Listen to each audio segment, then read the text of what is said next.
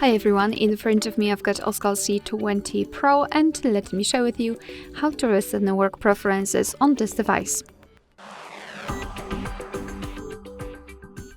So let's start with opening the settings, and here we have to scroll down to find the system. Then let's tap on Advanced and Localize Reset Options. Let's enter. And as you can see at the top we've got the option we're looking for, so Reset Wi-Fi, Mobile and Bluetooth. Let's tap on it and tap on Reset Settings. Your device will ask you whether you really want to do it, because you will know you cannot undo this action. So just tap on Reset Settings if you're ready and wait. And as you can see we've got this information, which means that we just successfully reset all network preferences.